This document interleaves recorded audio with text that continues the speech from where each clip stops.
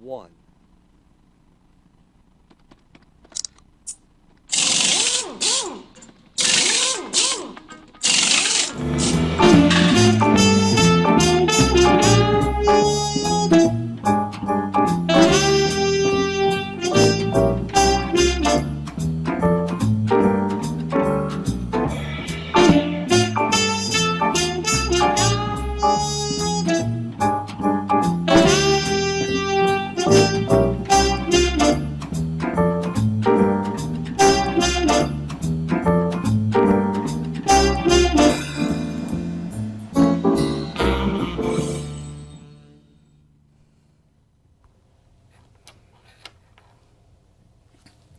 Welcome, folks, to another episode of Busting Fear.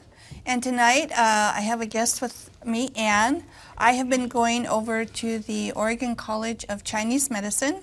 I've been getting some acupuncture, and I've also been getting some nutritional supplements. They can make up a formula for you specifically and deal with issues that you might need to be addressed. And so I wanted to bring Anne on tonight because I know some people have some fear about getting an acupuncture therapy, and the show is called Busting Fear. And I've noticed some interesting things as I've moved through this journey happening with me, because every week I go in and she asks me all these questions, and I really have to focus on what my body is saying. And that's been a difficult, sometimes an interesting journey, sometimes a challenging journey to really understand what those responses mean. And Anne has been really great at helping me to interpret those responses. I do want to remind you that this is a live call-in talk show. We have the phone right here. We're ready to answer.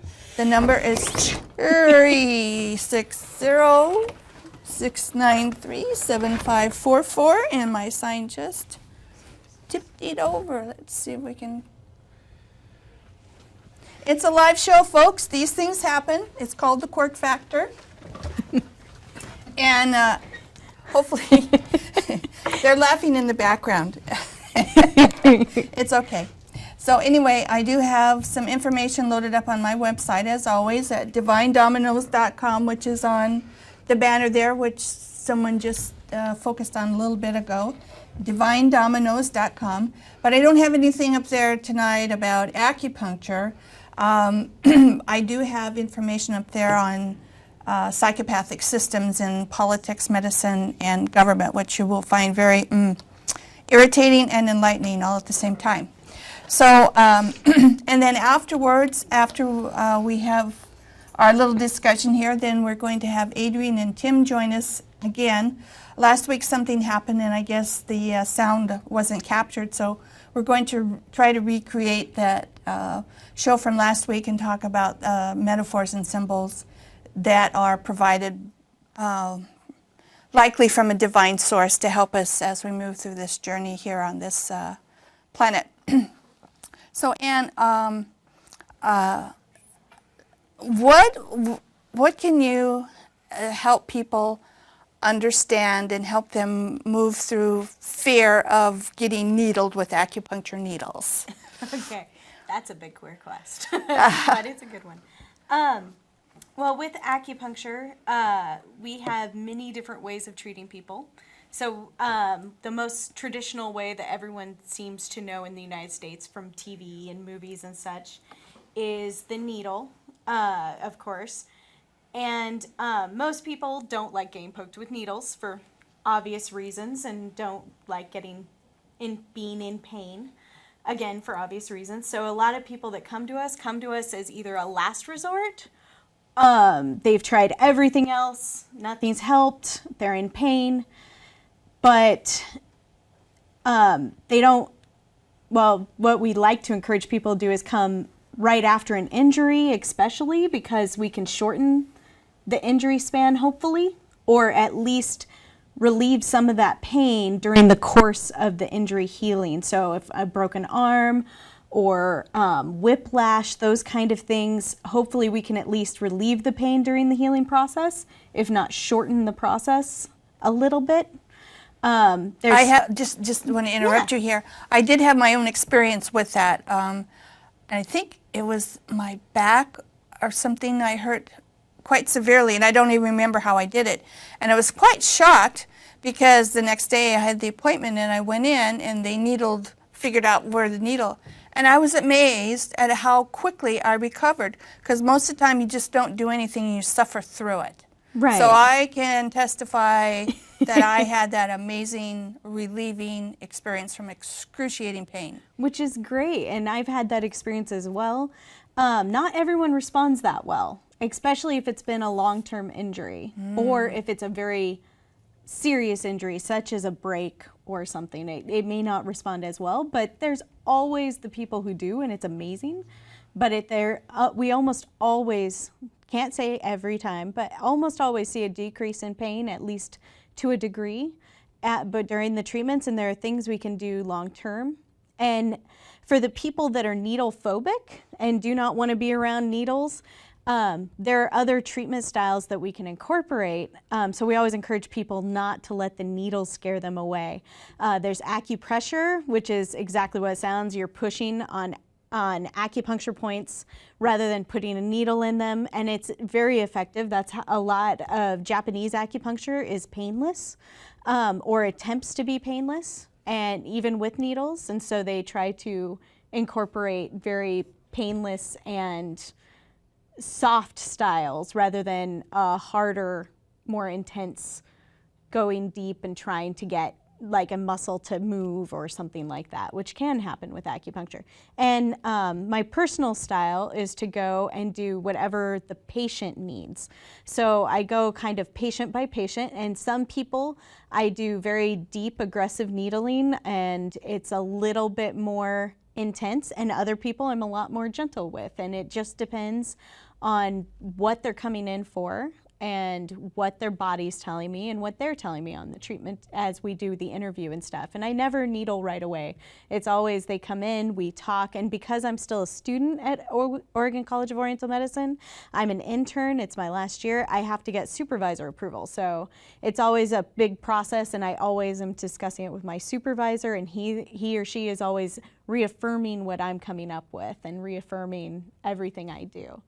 And then there's the herbs aspect as well. We can give herbs and things to help with a number of medical issues and mental, emotional issues. And as we treat people, we try to treat the whole person. So we may be treating leg pain or something like that, but if the person comes in and is stressed and that aggravates the leg pain, we're also going to treat that stress and try to help manage that anxiety, those feelings of anxiety, and help bring that down so that they're a little more relaxed. I would like to say when I came in last week, no, that was this week.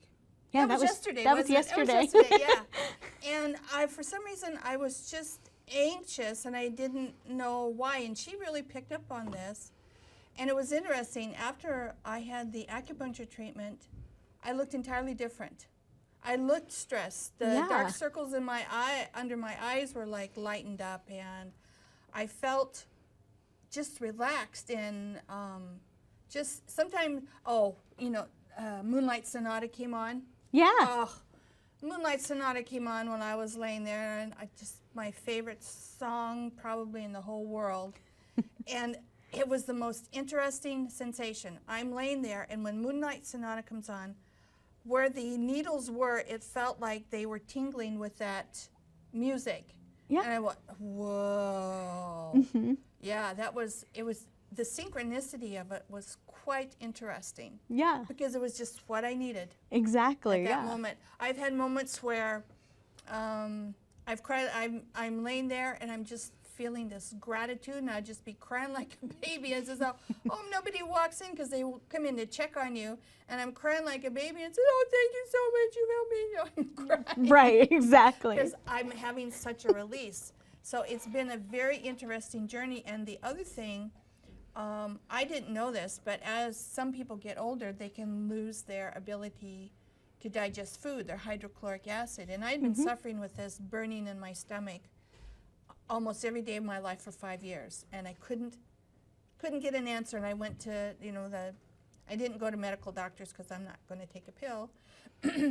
And so they've been working on a formula, and I'm telling you, this has transformed my life amazingly. It's so nice to not be in agony with your stomach all the time, all day long. And now I just have moments, but I've been working on this for a year, so I don't go to a medical doctor and and they spend 8 minutes with you and they give you a pill. You really work with the whole person to help them move through whatever the issue they're confronting, which is very nice. Exactly, yeah, and that's what we strive to do. We try to treat mind, spirit, body, all three at the same time. And there have been many times where we've seen that connection where you're stressed and it causes another problem, which leads to physical issues. And so the classic is everyone knows the stress causes the tension in the neck and the arms and the shoulders. Like people hunch up and cause that tension in that area. And so we relieve that area. We can do all we want to the muscles, get all the massages we want, but if we don't treat the spirit and calm that anxiety and those feelings of stress and anxiety, it's just going to keep coming back, and they're going to constantly have to be getting that. And while we can't necessarily cure that, we can help guide them through that. And then if they're doing their own work at the same time on themselves, processing correctly, and if they need to, obviously at certain levels, people getting help with counselors and people who are qualified to do that kind of work, they can really make a difference and potentially not even need the neck and shoulders treated ever anymore. Just come in for what we call a balancing treatment, where we basically do points to help keep them going and to keep their spirit up and everything. But it's only once in a while rather than every single week or every single day or whatever they've been coming in for. So it's really nice to see those changes, and it's awesome when we have a long-term patient because we get to watch that change happen. Yeah, I started, I think, a year ago in April at the Cherry Blossom Clinic. Then they closed that down, and so I've been coming to the, what do you call It's the Hollywood Clinic. The Hollywood Clinic, yeah. Just a reminder, this is a live call-in talk show, 360-693-7544. We have the phone right here if you have a question for Ann. I also want to say, week before last, remember I came in and I almost hit someone. Right. Before I went into the appointment, I got distracted by this artwork on this new building, and I was looking, and I turned around just in time to hit the brakes, and so you have that adrenaline rush, and then like 2 minutes later, I'm in the clinic going, I almost hit somebody, and I'm freaking out. Yeah. And so she puts a needle right here in what's called the third eye, and then she gets the approval, then does that, and then we have our conversation. And then I get up and I go to the restroom, and I'm walking down the hall, and the other students are there looking at me. She's got a needle in her head. But they notice that, Yeah. But it was so nice to be able to get a response instantly. Right. Yeah. Instead of going through this rigmarole, here, take this Valium or something. Exactly. And just help me just move through that trauma of causing harm to someone else, which I really don't want to do. Right. Yeah, and that's always, it's amazing how many times that happens. People come in and they've had something like that happen, and to watch that transformation over the process of the treatment. And I consider the treatment started from the time I come out and greet a patient in the waiting area. Yes. Because my interaction with each patient is part of that treatment. Yes. Intention is so important. And so I try to focus my energy and focus myself so that I'm thinking about the patient and how I can best help them, and what do they need at that moment. Is it an ear to listen to? Is it a safe place to cry? Is it some place where they can just laugh and talk and be themselves? What do they need, and try to meet that need and then go from there. Well, it's so nice when I walk into the clinic. You feel like you're appreciated rather than a burden. Every time I walk in, she's smiling. How you doing? You ready to go in? And it's just such a pleasant environment. I also had an interesting insight when I was sitting in the office and you were getting approval for the needles. I looked at the artwork on the wall. Right. And in that moment, I went, oh, that artwork is part of the therapy. Because the way the Oriental or Asians paint, you know, the clouds in that circle and the waves, creating a wave motion, it's a representative, it's not literal, but it's meant to send out a very calming, environmentally conducive environment in that space to help the patient. And I didn't realize that. And I had that insight on Thursday. And so it's like, it's treating, like she says, treating the whole person. It's not just, you're just not your pain. Exactly, exactly. And that includes all 5 senses, so sight, sound, smell, you know, and touch, you know, being in an area where it's safe to be yourself. All of those things incorporate into the treatment. And many acupuncturists will use essential oils and things to set the mood in a treatment room. They'll either put some essential oil on their patient, or they will put it in the room.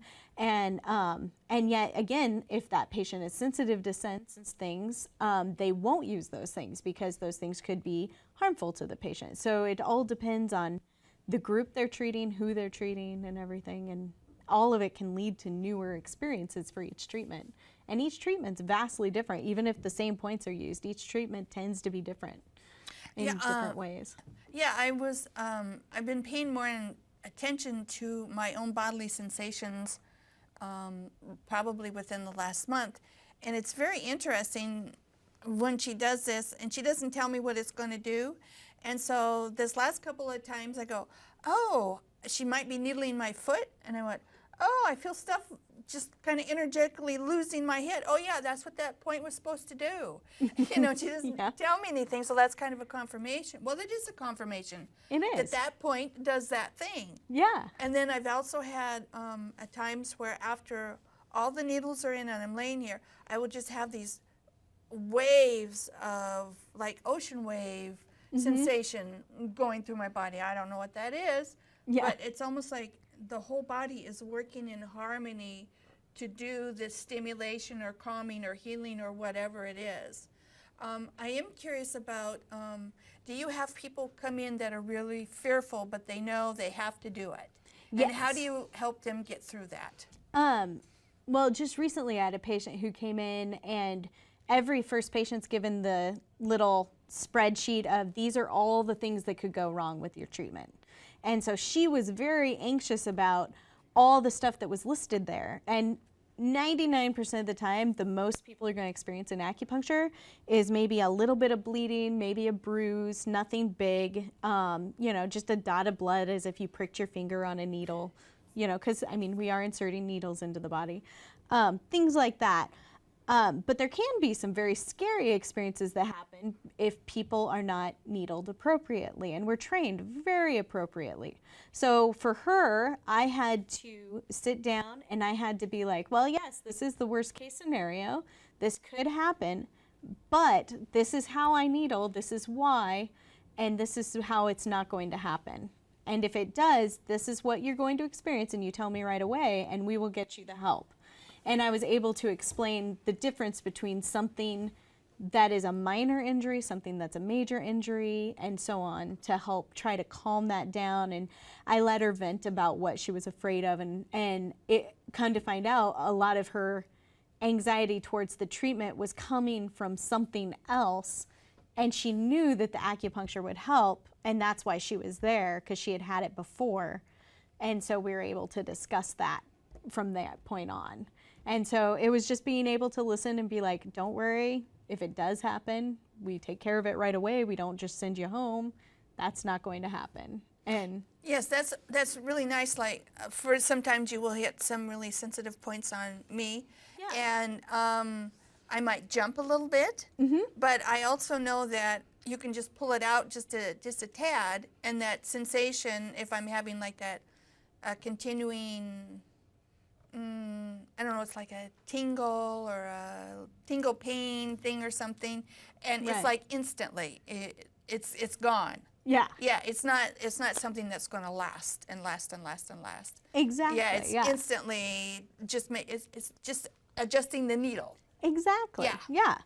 And there are many times where people get, acupuncture gets kind of a bad reputation in the media sometimes because all the good things about acupuncture can make a good story, but it's even better if you hear that acupuncture actually did harm. Yes. And there are many things that are misconstrued as acupuncture, which are not acupuncture.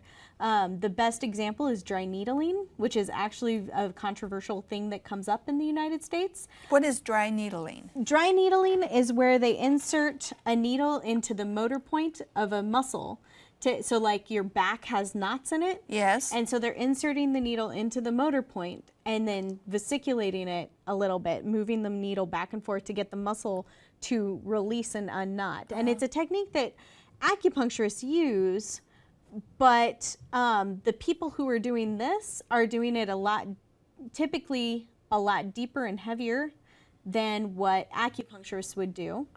And they don't use some of the tools. Like for me, if I'm going to really try to get a needle in the upper back and upper chest to relax, I'm going to use my electro machine, which sends a small electric current through it to relax it. Because that's safer than if I put the needle in and move it around, which could then go into the lung and cause a pneumothorax. It could puncture the cavity around the lung and cause an air bubble, which could cause problems with breathing. Now, where do these people learn this unorthodox technique? I don't know what else to it's say. allowed in certain states, and in Is other it? states it's not. Okay. And acupuncturists are actually fighting it. It's one of the things that the acupuncture groups, like the NCAAOM and such, are trying to stop. And the reason is because it does give acupuncture a bad name. It was started by certain people who figured out that if they I believe they were physical therapists. I'd have to look into the full history, but they realized that if they took a hypodermic needle full of saline solution and put it into these knots at certain areas and injected the knots with the saline solution, it caused the muscle to spasm and relax. And then the knots would go away. And their patients actually started to heal and become pain-free from that point on. And after time, they stopped using as much of the saline solution. That's why it's called dry needling now, is because now they just use a needle. So it's taught at various locations throughout the United States, and certain states allow it. Colorado's one. And then Washington and Oregon have been going back and forth. They've been fighting it pretty heavily. And it's done by physical therapists and chiropractors who take courses in it and learn how to do it. They learn where all the motor points are. They're given maps to show. And then most of it's by feel. You kind of feel around, you find that knotted space, and then you go into it. And the problem is that it's very heavy-handed. And so it can cause a lot of things. So sometimes there was a case down in California where that happened. Somebody did dry needling and caused a pneumothorax because they were being a little heavy-handed in an area they should have been a little more gentle with. One thing you taught me was that about the chi in the Yes. body. In summertime, and more in the warm months, it's more towards the surface, and in the winter, it's more in. Right. And so that makes a difference in how deep you have to go with the needling. Is that right? That's right. Yeah. And it's personal too. It's by person and by season as well. So the seasons in the Chinese calendar correspond with different things. And so summer obviously is very what they call yang, or very alive. And so everything's kind of out front, it's sunnier, it's warmer, everything. And so the chi of the body tends to be more towards the surface, and so it's easier to find, easier to get to. So we're probably not going to have to needle as aggressively or as deeply as we do in the winter. And it also depends on the person. I've needled people, I could put needles into them and they would never feel it, and I could move the needle around for a while before I find chi and before they feel anything. Other people, you barely put it in and they already can tell there's something there. And it also depends on the point as well. How deep do you go for a point? Obviously, if it's on like your hands or your feet or even the face, you aren't going to go as deep as if it is in a bigger muscle, such as on your thighs or calves, things like that. Well, I have moments where I've had all ranges of sensations. I feel nothing, and then other times you say, please cough or breathe out, because when you get down to the toe area, it's a little bit more sensitive. And then I think kind of like in the calf, back of the leg, I don't feel anything at all. And then other times I've jumped because I didn't expect. So I've had a whole range, and it's really funny when the supervisor comes in. It's time when I'm jumping. I say, "Don't worry, it's okay. You know, we're just having fun here." Now, Exactly. do you also find that there are patterns of your clientele? Like, do they come in with patterns of things happening at one time? It's interesting you say that, because last term I saw a lot of people with anxiety. Okay. And they just came in. They were like, I feel very anxious. I feel very stressed. And so we were doing kind of an emotional management and just trying to help them manage that. This term, it's really interesting. I'm seeing more patients with shoulder and neck tension due to feelings of anxiety. So similar problems, but different presentation. Oh, interesting.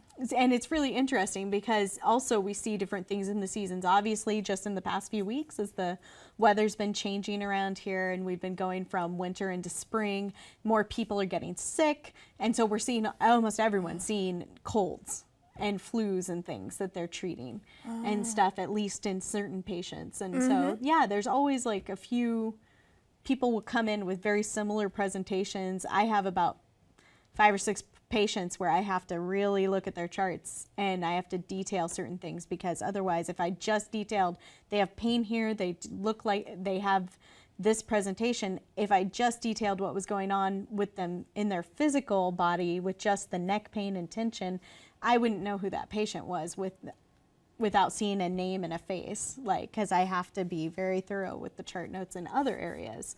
And same with certain conditions. So say IBS, for example, or something like that. Certain conditions will look similar in every patient. And Western medicine has that too, where they have, you know, your textbook patient is going to be a certain way, they're going to be a certain age, they're going to have certain presentations, and we have our textbook patients. And then there's outliers to all of that. Oh, of course.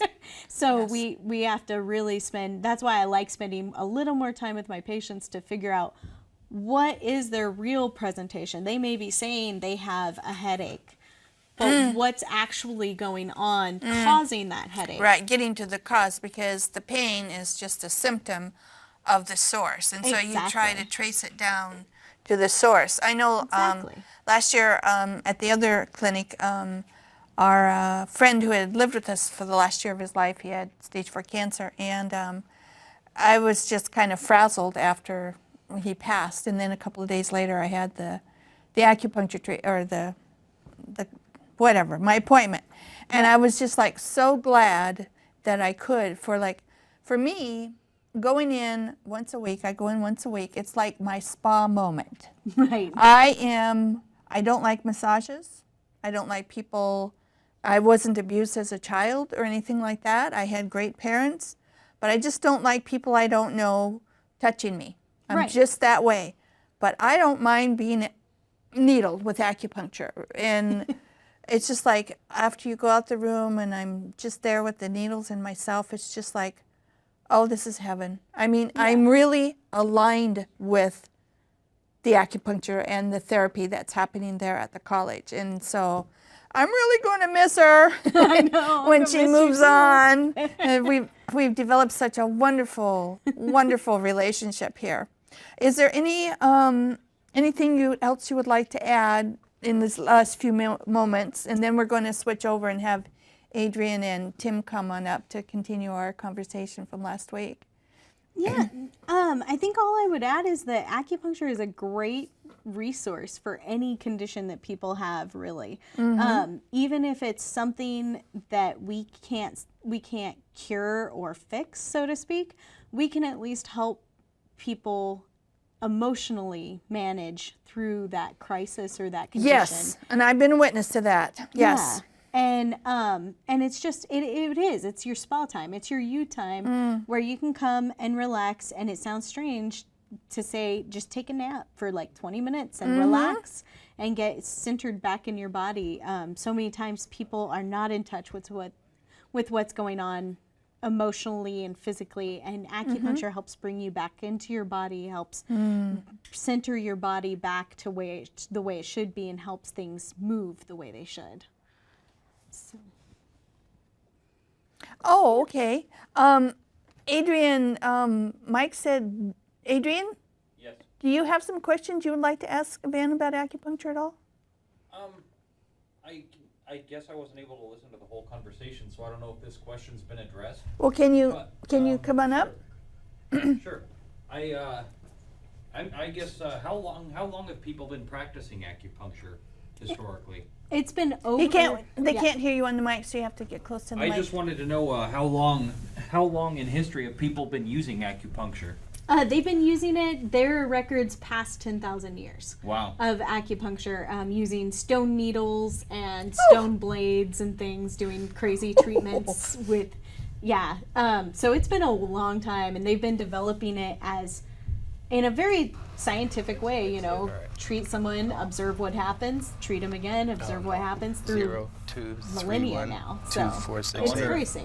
It'd be kind of funny if it was discovered 4. by accident, like some guy tripped and fell on a needle and, hey, I feel better, man. Exactly. There are many jokes made at acupuncture school about like who decided to eat this plant and see what it did. Like really. And there are books written on that too. Yeah. It's a very interesting history of acupuncture and medicine, of Oriental medicine is a very interesting subject. Just a reminder, folks, this is a live call-in show, 360-693-7544, 360-693-7544, if you'd like to ask a question of Ann or Adrian of myself. Did you have any other questions you wanted to ask? I'm sure they'll hit me as soon as we're done, but right now I feel kind of on the spot and I'm having trouble coming up with one. Oh, okay. I do want to say it is just $25 to go and get a session, so just go try it. I mean, it's worth it for the $25 just to see what the session is like. One thing you did do for me is that you ordered some special thinner needles. Right, exactly. Yeah, and that's another way we can treat our patients better. There's different sizes, just like with earrings, there's different gauges of needles. So we can use thinner, smaller, less painful for the patient needles, or we can use bigger ones. It all depends on where we're poking on the body and what we're trying to do. And the length of the needle can change as well. So in certain cases with a more sensitive patient, I tend to use thinner around, they tend to be smaller gauge, and then they tend to be shorter because the patient is just a little more sensitive, so they doesn't have to go as deep into the body. My chi seems to build a little bit more to the surface compared to other people, so I'm a little bit more sensitive. Yeah. Yeah. Also, I want to say when we were trying to sort out what was going on with my digestion, Winnie, the other student, suggested. She said she was thinking about it. She says, I might be sensitive to eggs. And so I eliminated eggs, and then I got a food sensitivity test. They will make suggestions to go get some other testing, and so I did. And it turns out I'm sensitive to about 13 foods that I had no clue. Pineapple. Yeah. I seldom eat pineapple. And chicken eggs and duck eggs. And let's see, almonds. And I ate quite a bit of almonds. And so I eliminated those things out of my diet. And that really made a shift too, because you can be sensitive to foods and not even realize it. Right, exactly. And so their suggestions help guide you in another direction to help improve the state of your health too. Yeah. Right. Yeah. It seems in Western medicine that we kind of view, Eastern medicine as kind of like, snake oil salesmen, and just when it kind of comes across that like when you have something that promises a bunch of benefits, we just look at it like the guy on the covered wagon back in the day trying to say, oh, it'll cure baldness and make you thin and you'll get the strength of a bull, and everyone's just like, not interested. Like, we're only interested in drugs that have a specific effect on a specific disease. And it just seems Western culture is really resistant to Eastern medicine. And do you have any ideas why that might be? Part of it is how it's viewed in the media. When reports like acupuncture caused this problem in this person, or I've seen articles on different Chinese herbs, some of which we don't use anymore, some of which are only used in specific cases and with other herbs that make them safe.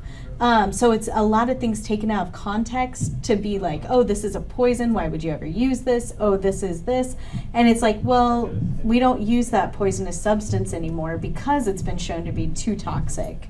And maybe things have changed in 10,000 years of medicine. You can't, in our current world.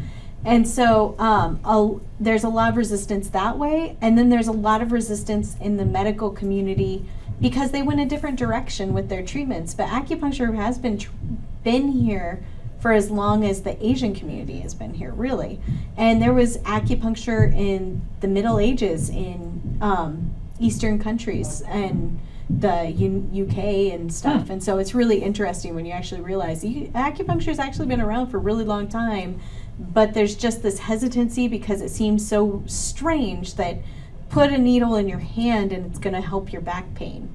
Because that just doesn't make sense to our we look at the body as a machine, everything's connected and it, the blood's kind of like the oil and the gasoline, air and everything. And so we don't really look at it from the idea that it's not just like your car where you put in gas and it goes. It's more complex than that, and everything's interconnected anatomically and at the atomic level. And so people haven't figured out every little thing that creates how the body runs. And there's a lot of research being done into why acupuncture works. If I put needles in someone's hand, how does that help their back pain? And there's a lot of research being done with now the functional MRIs and that kind of thing, trying to figure out, like, is it a brain process? Is it a neural process where it's just the nerves taking it through?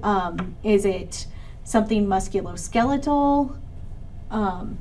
And everything. So, yeah, and it's been pretty exciting to watch that research being done. Yeah. My family's really into mushroom hunting, and we've always kind of done it just as a kid. It was kind of neat to walk around the woods and find free food, and it's an interest of mine, and now I like studying mycology. I'm just on my own. I don't take any classes or anything, but I look at Oriental medicine and their use of medicinal mushrooms like reishi and shiitake and all that kind of stuff. And, everyone kind of looked at it all weird. And then, now it seems like Western medicine is starting to kind of get their feet wet and put their toe in the water and, and look into these. And they're just loaded with all sorts of antiviral and anti-cancer compounds. And it's like they were right the whole time. Yeah. And it's like we're just now starting to realize that. And, that's kind of a lesson I try and do is, we tend to limit our view on the world from our perspective.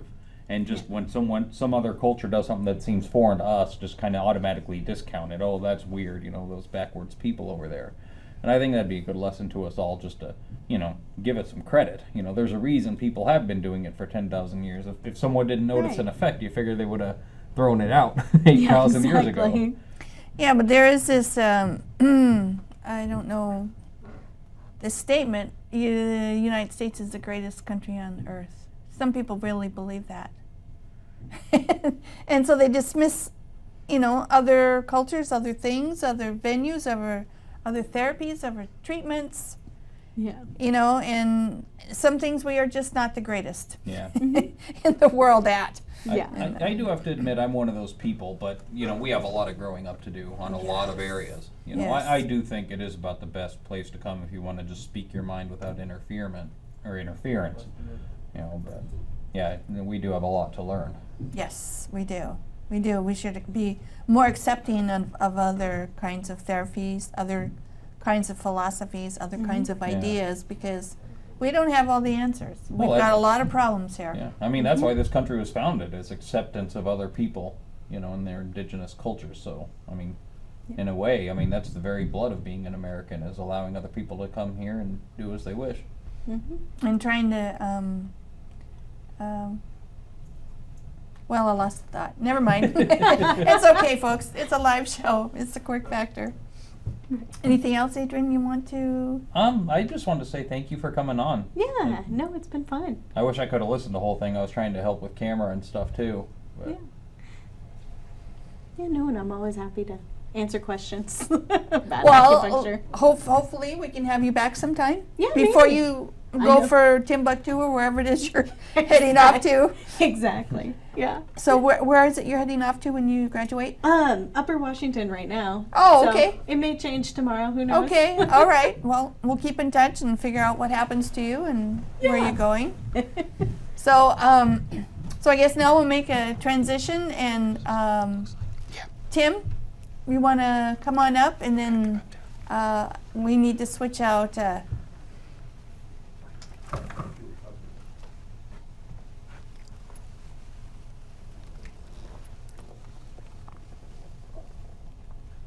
Okay. The general manager, Mike, wanted to know if you've noticed any kind of people having a reaction to GMOs. Not personally in my practice so far, but I've been pretty limited, obviously, for only a year in. Okay. But I know of a lot of people who report cutting them out Okay. Yes. and feeling a lot better. And if you've ever met Robin O'Brien or heard of her, no. she wrote a whole book on how her family cut out GMOs and went to all natural organic foods and how that helped. And her movement is to take GMOs out of all the mainstream food and to cut out junk food in general. And that's one of the things she promotes. And they tend to report, a lot of people for her Facebook page and her websites and stuff report to her that they cut out that stuff and it really improved their lives. Okay. Yeah, and I always encourage my patients to eat as natural as possible. So even if you can't really look at GMOs or you don't know how, if you look at whole foods, so Yes. eating actual meat, not processed something, eating actual fruits and vegetables rather than corn chips, Yes. things Yes. like that. The real deal. Exactly. The real food, not the fake food, but the real food. Right, and processed food, in small amounts probably isn't going to kill anyone overnight, but it's definitely something that's very addictive to our bodies. Yes. They've shown that in studies, and it's definitely very, very, it's tasty for a reason. And Well, so- they've put the additives in there, and then And sugar. so that you'll eat more. And then they've also created the other where you take all these supplements supposed to make you thinner and Exactly. healthier. So they create the problem.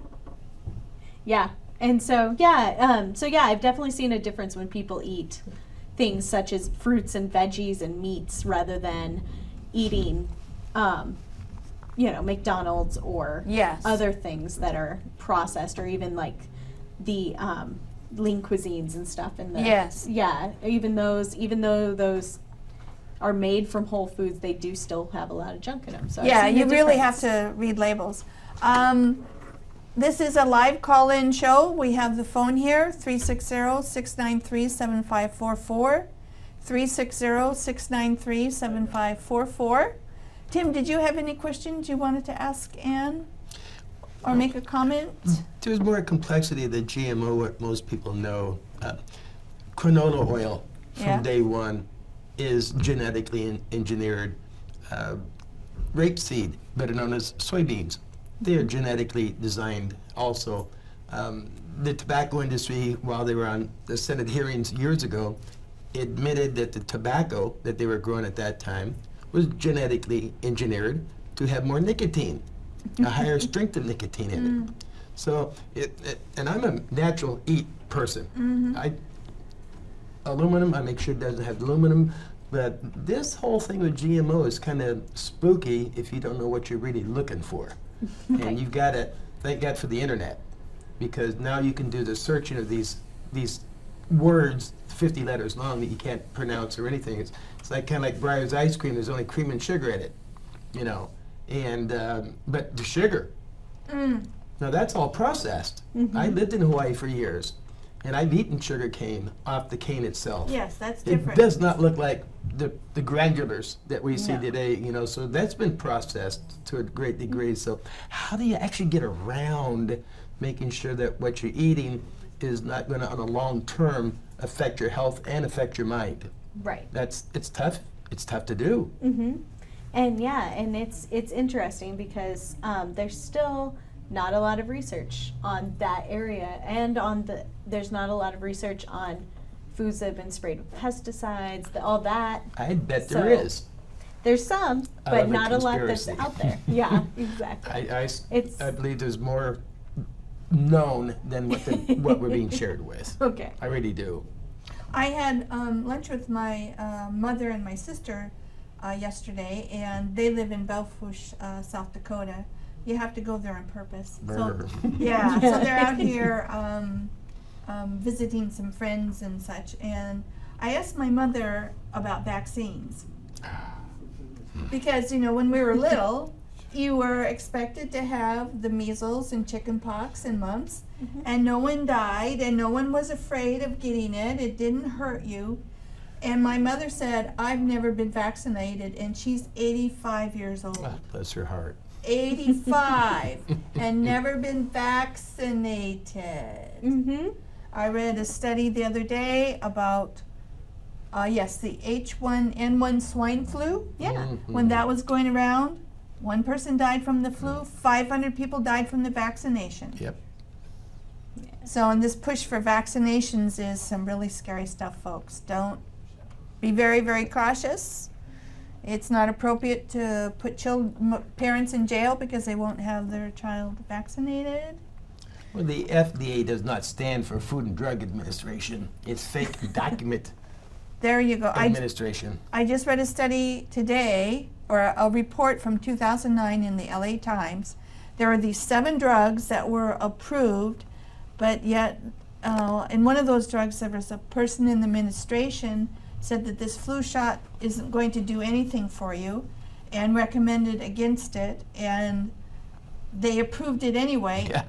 And it turns out there were 7 different medications that had to be stopped, but it wasn't stopped until they made something like 500 million or 5 billion or something. I think it was 500 million or 5 million. Anywhere is a figure. That's far too much money and far too much harm.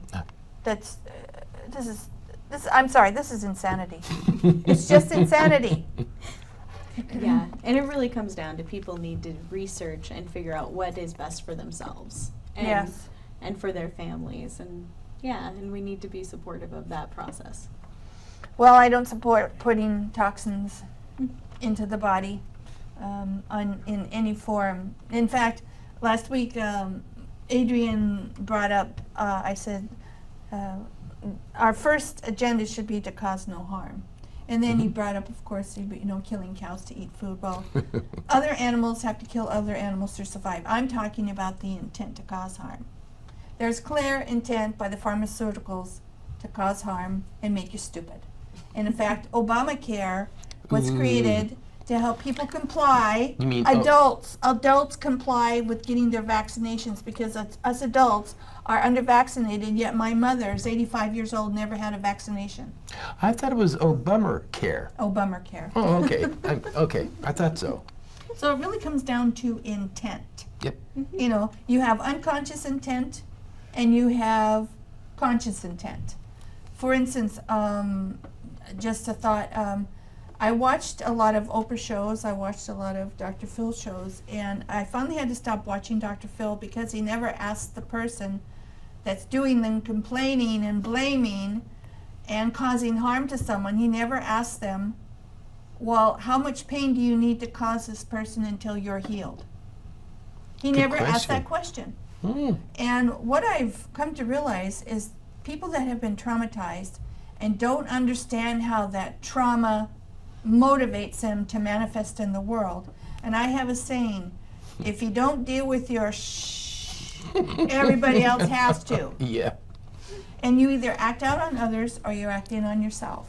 So we need a psychology to realize that we have issues that need to be dealt with. And if you don't know that you have issues, you're going to cause harm to someone else. Yes. And you're going to lay blame and you're going to put guilt on them. You're not going to take the responsibility to take care of yourself. See, I've taken responsibility. I've sought out the counsel of these wonderful people here to figure out how I can fix myself. I'm not blaming anyone. And that applies on all levels, whether it's mental, emotional, spiritual, or physical. It's good we karma. all Yes, we all need to take responsibility to help sort this out and be the best that we can be Yep. on this planet. Create that Star Trek experience now. We don't have to wait for the 23rd century for it to show up. We can explore, we can understand, we can have a dialogue with people to understand. And causing harm, I don't care what level it's on, whether it's war, and the only reason you have war is because you have people buying into the minions. If the minions lay down their guns, I mean, imagine this planet in peace all day long, every day. What is the news going to have anything to say about? Whew. We'll find out about 10 years from now. So anyway, that's my hobby horse. That's my bailiwick. Cause no harm, have no dogma, have no story. Your dogma blocks your authentic experience and understanding because we try to put everything into that dogma that we think is the way things are. Nothing is the way. Your dogma will not define how things are, ever. Interesting. And if you don't know what your story is, your dogma is, your story will tell you what your dogma is. So work at having no story. Cause no harm, have no dogma, have no story. They're going to have a new show with you one day. It's called Dr. Carol. No, I am no doctor. The philosopher. No, I'm just a observationist, and I've observed things, I've studied things, I've looked at things, and I haven't talked to anybody about this stuff. So, and I appreciate Mike Fisher, the general manager, of encouraging me to have the show, because now I have a venue to say what's on my mind and have people join me in this conversation. It is so wonderful to know that I'm not the only one that thinks this way. You're not. So thank you so much, Tim, and thank you so much, Ann, for coming thank on you. today, and I appreciate it. And is Adrian available or not?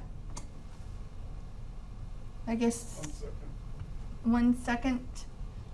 He wouldn't miss the opportunity of us all sitting around talking about Okay. stuff. Okay, well, we have Good 10, stuff. we have 10 minutes left if we want to continue the conversation. Do you have anything you'd like to say on a spiritual level? On a spiritual level? Mm-hmm. I don't know if this is spiritual, but what you were talking about with the story, I always like to think of people's stories as training them for the rest of their life. So as you are born, you start your own personal story, and that interacts with everyone else's. And I always like to think that the best thing people can do is to learn from that story and to figure out the best way they can be in the world. And I really do believe that if people look for the answer, you know, there's the joke about the answer to the life, the universe, and everything being 42 from Hitchhiker's Guide. Yes. And it's like, I really do think that if you look and you really are truly seeking, you will find truth. Mm-hmm. And that it is out there. And so I really like to encourage people to look in their own story, look in their own history, and not in a I'm better than anyone else, or not in a judgmental or painful way, but as a what can I take from this? What's the lessons that I've learned? What are the experiences I've gained so that I can take this on in the future and help others and help go through the next experiences and everything, and as a learning experience. So that's how you do not cause harm, is you look for how can I help the next person Exactly. that I come across. Of course, people come to you. I mean, it's kind of automatic. They show up, you know, to get therapy, so you don't have to go too far to find them. Yeah, it's true. But you know, if I'm not helping people, if I'm not there for them, and if I don't help them as they're needing help in the right way, they aren't going to come back. This is true. And you know, and word spreads. So Yes. you know, and you can see that with different people in different fields. If they aren't really enjoying what they're doing, if they're not in the right place, it's going to just not be a good place for them, and they're going to be upset and frustrated and not be very good in their own personal life, whereas the people they're interacting with are also not going to be very happy with where they're at either. And that's when you get those people where you're like, okay, what's going on here? Mm-hmm. And so, so yeah, I think acupuncture is very much that way. You have to want to be there. You have to want to help your patients and know how to engage without cutting them off and without being distant and Mm-hmm. and without and keep that safe space and for them. Tim, is there any thing that you can add about what you have observed as you've been on your journey? Is there one thing that really stands out, a principle that you live by? It doesn't have to be one thing, but is there at least one thing? There's one quote I remember as a child reading was from Abraham Lincoln. He said, "I will do my best as I can see it and leave the rest up to God." And I have done the very same thing. I've died not that many years ago and brought back. Mm-hmm. I had my heart completely rebuilt. It gave me more strength with God because I've always known I needed help, but I'm never the kind of person that asks for help. That's this big problem that I've always had in my life. But I'd rather turn to God because He's not going to lie to me. He's not going to give me false hopes, false pretenses, and so forth. But I've learned that if I keep a good spiritual life, and I'm not a Bible thumper or bang on your door, to tell you you're going to do it my way, or, here comes the Templars coming after you. But if you're true to yourself and you're true to your God, things just seem to go better. You have more joy, more love, more happiness, and like yourself is, my first thing in life is to help other people. When I was in sales and management, my first thing was people, with CFL, customers for life. And if you treat them right, the way that you want to be treated, things are going to go good. I love buying a new car because I will turn the negotiations around and I'll negotiate what I want. And I've done it. I've got up 3 times and got ready to walk out, put my money in my pocket, my wallet back in my pocket, my keys back in my pocket, and each time before I got through that door, they said, "Well, just a second, Not to be a controller, but if they learn just one thing from my approach that makes them do better, or vice versa, we're winners, no matter what. And I think that's what life is while you're here. There's going to be a day I will have to answer to my shortcomings or my decisions I've made and so forth like that. But it's my love for God. Okay. He's my dad. Okay. Abba is father. Okay. So why not just have a daily conversation? If I got in trouble as a kid, I didn't go to my brothers to get things resolved. I always went to my dad, and God's my dad. Oh, okay. So that's why I think I've got this closeness to him. My father's passed away now, and I only have one dad left, so we talk quite often. Yes, that's wonderful that you have that relationship where you don't feel like you have to have somebody between you to get the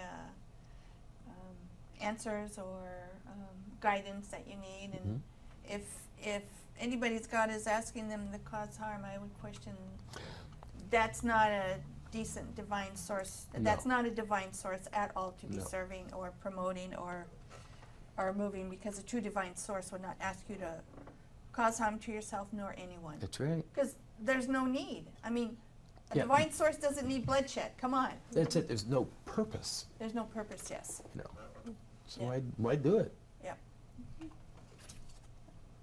I hear some beeping, but I don't hear any voices. Sorry, folks. Okay. 1 minute left. So, any closing statements? Just that I hope people feel more comfortable and come in to get acupuncture. And yeah, it's a great experience. Is there a phone number that you're allowed to give out to contact? There's the school number. I have it in my purse. I didn't bring it up. But, Oh, okay. Yeah, they can look up Oregon College of Oriental Medicine, ocom.edu, and they have the number there, and they can Right. call that. NCNM's got a program for both naturopaths, and it's very similar, where it's interns and their instructors who are running the show and treatment, and they can also help, and they do acupuncture as well. They're a little bit more Western, but they still do it. So yeah. All right, that's our show, folks. Thanks for watching. Good night. Oh, yay. Good. Thank you for helping. I wish you were in Vancouver, because I know. you know, 'cause my Medicare doesn't cover me in Oregon. Oh. I think. Yeah. This is new to me, so I'm not